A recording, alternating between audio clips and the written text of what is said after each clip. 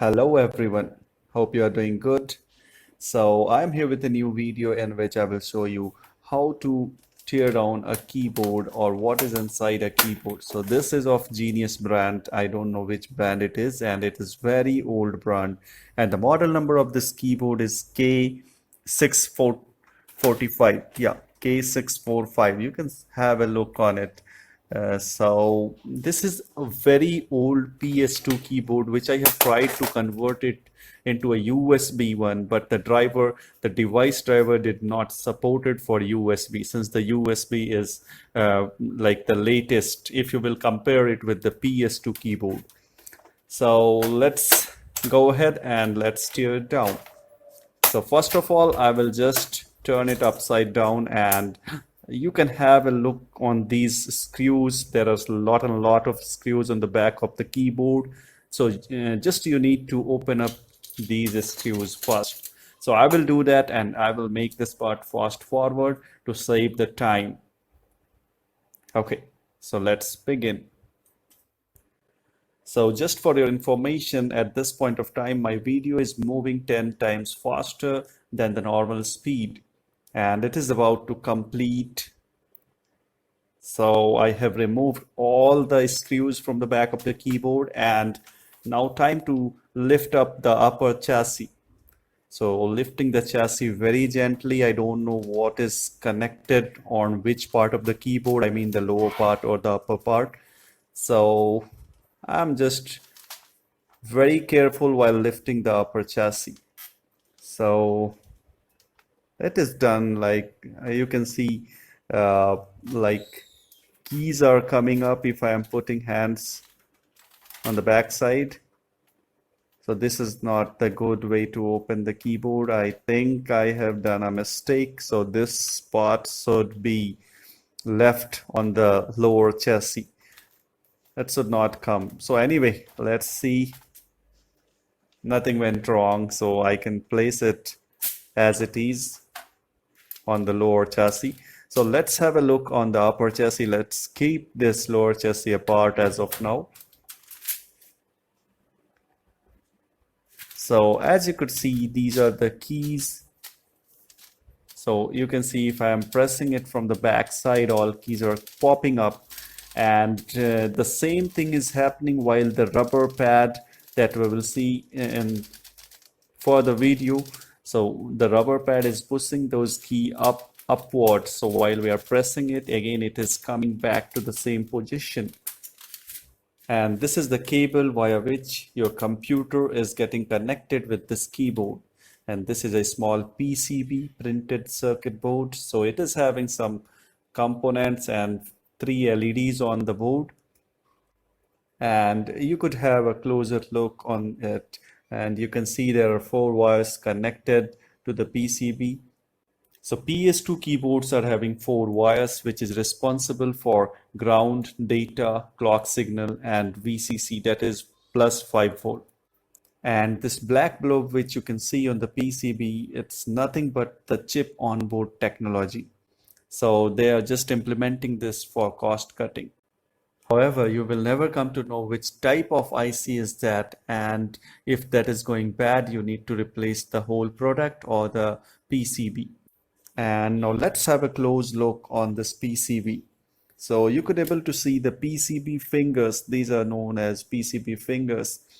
So these are carbon fingers, but nowadays for better connectivity, they are using copper or the gold fingers. So before moving further, just have a look on this key inner part. It is having some flat surface on it. You can see while I'm pressing it, it is coming back and forth. Now let's see how this is happening even though your keyboard is lying completely horizontal every time. So here is the secret.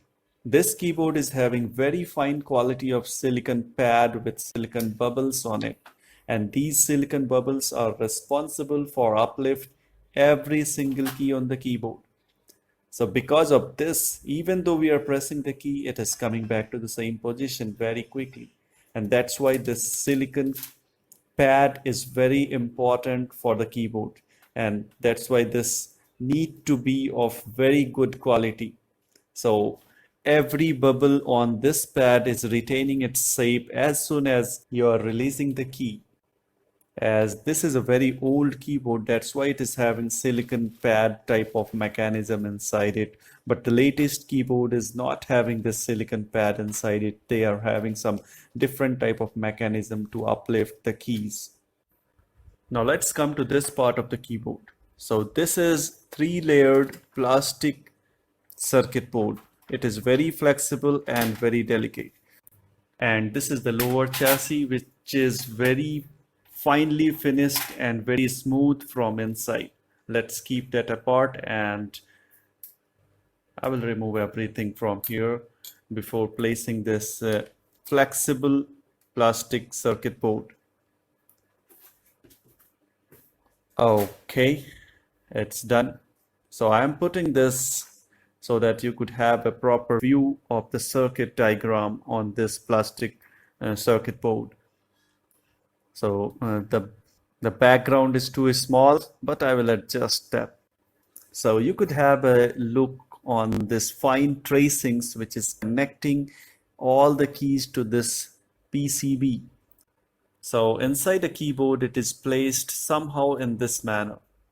So the flexible plastic fingers will connect to the PCB fingers to create a communication between computer and these flexible plastic board.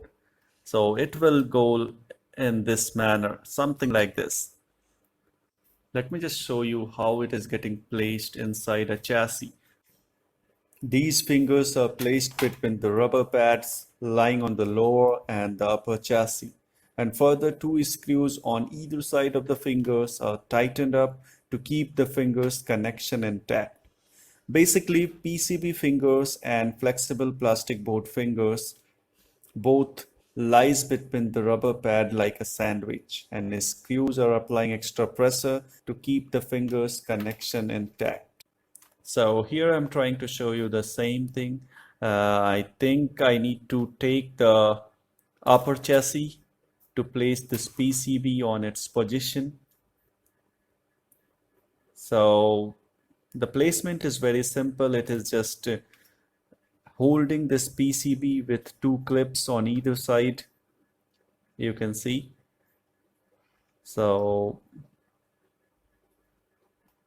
clips on either side of the PCB is holding it. And now, so after fixing the PCB, this flexible circuit board will be placed like this. So all the fingers should match the PCB fingers so that the connection would be proper. So you need to match that, and you need to keep that on proper position. So you can see it will be something like this. And this is not the proper way for fixing it. I am just showing it to you. So this rubber will go here.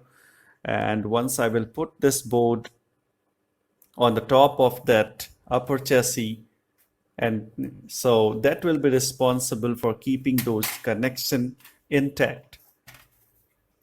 And so you can see the two screws which will be tightened up to support the finger contact in a better manner.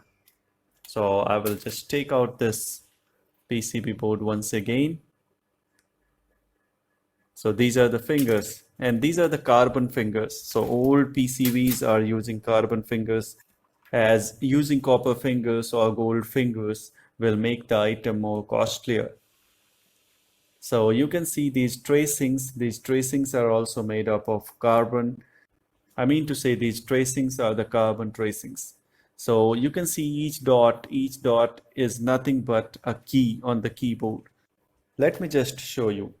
So if I'm placing this silicon pad on the top of this flexible circuit board, so it will be placed something like this. So whenever we are pressing a key, it is just making a contact between 2 points on the flexible circuit board. So I will show you how it is, how the 2 points is getting connected. So as I told you, this part is having 3 layers. So the top layer is having the having one type of tracing, and the bottom layer is having one type of tracing. However, there is one more layer, the middle layer, which is working as a separator. And this separator, I mean the middle layer, is having hole all around its area wherever you are seeing the dots on the flexible circuit board. Let me just show you properly. So I'm trying to show you this hole in the middle layer. Can you see the hole? So yeah, this is the hole.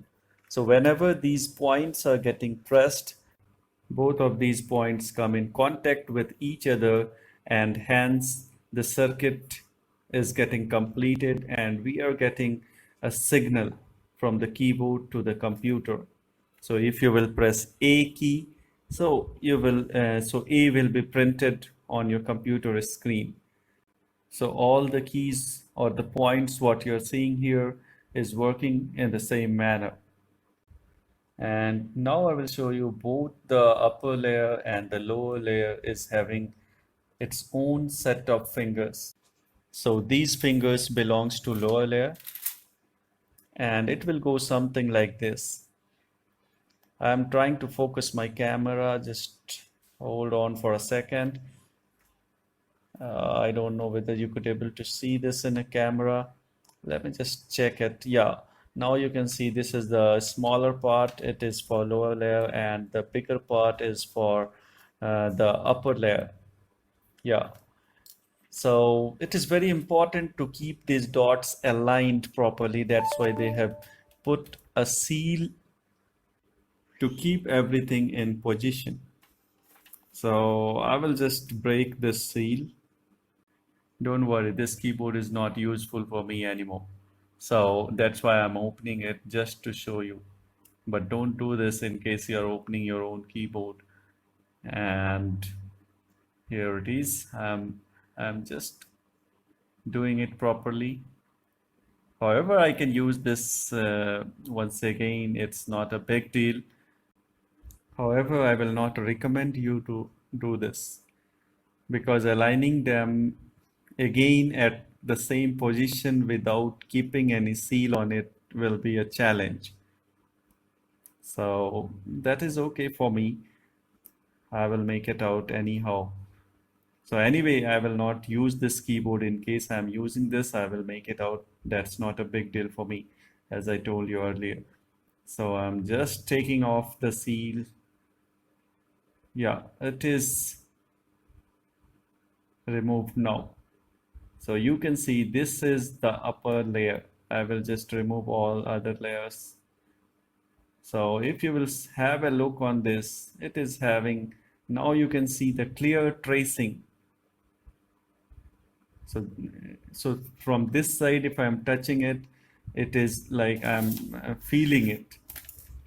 I will just check the connection with multimeter, the continuity check with multimeter. So if I'm placing it at this point and if I'm placing it at this point, yeah, it is beeping now. You can hear the beep.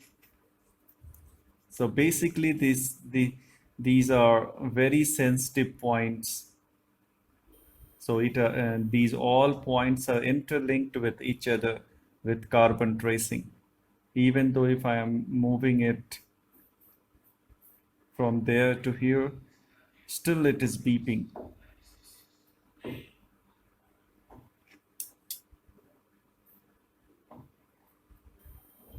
Yes. So if the resistance is getting increased, it is not beeping, what I can see here. So let me just check the same thing from the beginning. That's not the terminal for the upper part. These are the terminals for the upper part. So let me just move it here. If it will get in contact with the same line, it will be. So as you can see, this is the line. So it is beeping. But if I'm taking it far, but it is not beeping, but it is showing the resistive value on the multimeter. So everything is conductive, and this is how it works. So I'm just having some fun with the continuity check, just checking. So if I'm keeping it like for long distance, it is not beeping, but it is giving the resistive value. Anyway, let's keep it apart. Let's turn it off. Okay. So let's check the middle layer, how it looks like. So again, the white background to show you the clear picture of the circuit. And here it is, the bottom and the middle layer. I'm just taking it apart. Okay, it's done. A little careful while taking it apart. So this is the middle layer. You can see there are a lot of holes. So these holes are nothing but the contact point.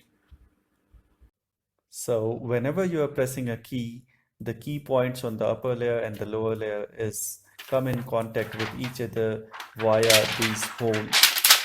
So this is how an interrupt signal is generated, and you are getting a response on the computer screen, or you are getting a response as an activity.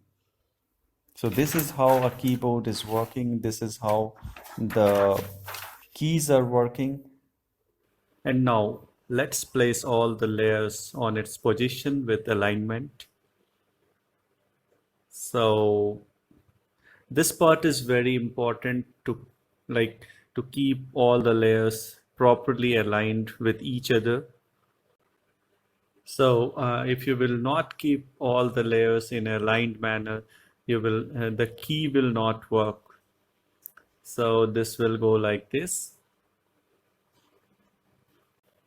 And since I have broken the seal, that's why it is a bit difficult to keep it aligned. However, I am trying to make it out. So once it will be placed inside a chassis, so it will get automatically aligned because there are holes in it which will keep it in position. So let's see that. And now I'm planning to keep it inside the chassis.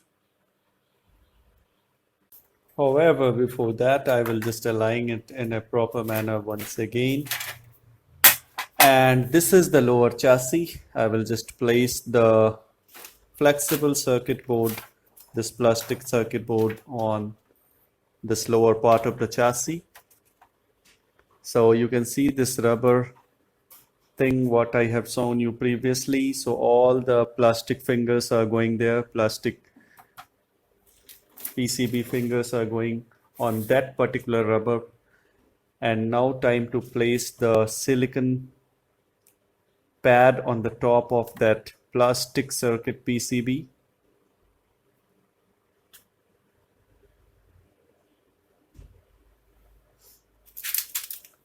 Okay, it's done now. So now time to place the upper chassis. I will just keep it apart. First of all, I need to fix the wires and this PCB part on the upper chassis. So as I told you, there are just two clips on the either side of PCB which is holding it. Just placing the wire on its position.